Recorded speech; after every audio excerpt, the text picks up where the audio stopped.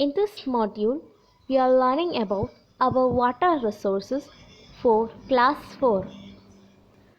Water is essential for our life. As we all know, we need water to drink, cook food, and to do many other things. Farmers need water to grow their crops. More than 97% of the earth is covered by water. However, the water in seas and oceans is salty and is not suitable for domestic and agricultural use.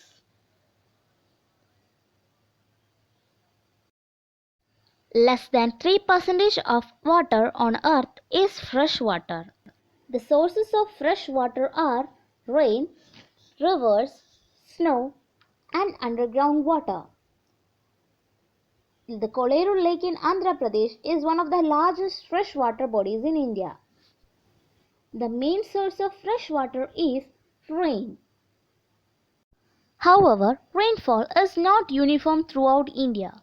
Some places get a lot of rainfall while others not. Rainwater flows mostly as streams and rivers. Rainwater also collects in lakes, ponds and as underground water. Small channels are dug into the ground to take water from the rivers to the fields. These are called canals. The Indira Gandhi Canal provides water for irrigation farms in Rajasthan. Sometimes a wall is built across a river to stop the water from flowing. Such a wall is called a dam.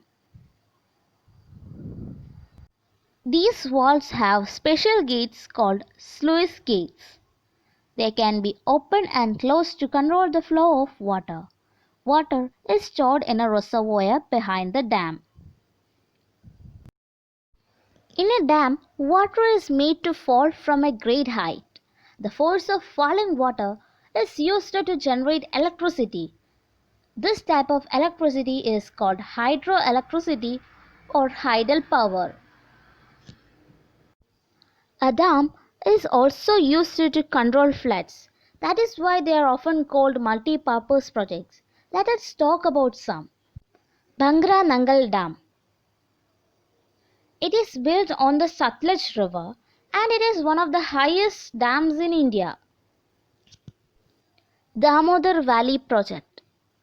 It is built on the Damodar River. It provides water for irrigation to West Bengal. Sardar Sarovar Dam. It is built on the Narmada River and it provides water to Madhya Pradesh and Gujarat.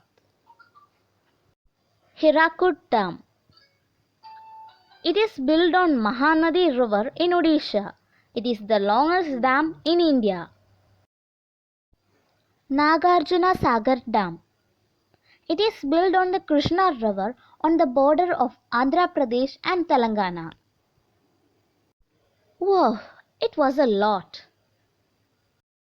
People dig well to bring the underground water to the surface.